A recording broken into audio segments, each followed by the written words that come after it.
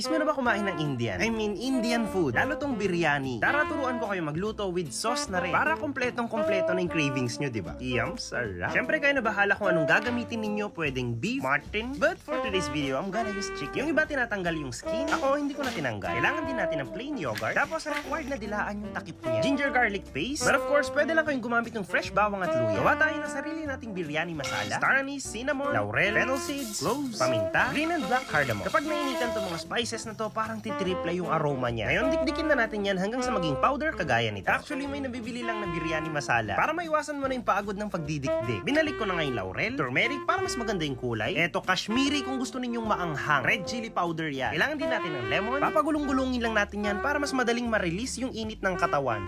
Squeeze natin yan sa ating chicken. And now our favorite part. Mekos mo na yan, inson. Marinate, better if overnight syempre. Ngayon, maghiwa na tayo ng mga sibuyas. Pampautugacious.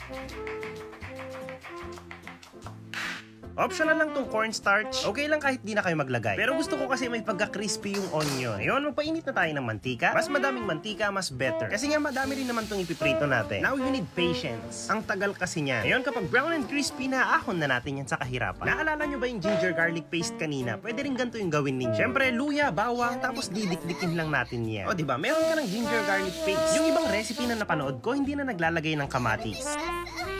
Yes, pati sa India, magkakaiba rin ang version ng biryani. Parang adobo lang yan sa atin mga B. Magkakaiba ang version natin. So, eto na nga yung marinated chicken. Nga pala, baka nagtataka kayo kung bakit ang dami kong niluluto. Potluck party kasi namin sa gym. Ngayon, kayo na bahala mag-adjust sa lasa niyan, salt, pepper. Pwede rin magdagdag ng biryani masala kung nakukulangan ka. Tatakpan ko muna to, tapos i-prepare ko naman yung rice. Siyempre, extra long basmati rice yung gagamitin natin. Hugasan, babad for 30 minutes. Tapos, after nyo yung mababad, dati na tayong magpakulo ng tubig sa kettle para hindi na matagalan yung paghihintay natin. Laurel, cinnamon, green and black cardamom, asin, tapos lagay na natin dito yung nababad nating basmati rice. At muntik ko na makalimutan, pwede kayo maglagay ng butter. Pero ito yung pinagprituhan ko ng sibuyas. Huwag niyong papakuluan ng malala, baka ma-overcook. Lutuin mo lang yan ng mga 80%, tapos ahon mo na. Basta dapat hindi pa siya lutong-luto. So ito na yung chicken natin. Remember, hindi tayo naglagay ng tubig pero nagsabaw siya. Kuha tayo ng sabaw, i-layer natin yung rice, turmeric water, yung sabaw, tapos yung chicken. Pwede kayo maglagay ng dahon ng cilantro or mint, pero dried mint powder na lang yung ginamit ko. Nga pala, syempre wala akong karapatang sabihing authentic to. But I'm sure mapapawin nito yung cravings mo. Naglagay ako ng butter sa ibabaw, yung chicken, laurel, cinnamon. Nga pala kung maaari, yung makapal na lutuan yung gamitin ninyo. Para maiwasan ang pagkasunog dahil lulutuin nyo pa yan ng mga 30 minutes sa pinakamahinang apoy. Kung napansin niyo, naglagay pa ako ng dahon ng saging sa ilalim. Ang nipis kasi nitong ginamit ko. Syempre hindi yan kompleto kapag wala tayong sauce. Yogurt, pipino, tanggalin natin yung seeds, then small dice.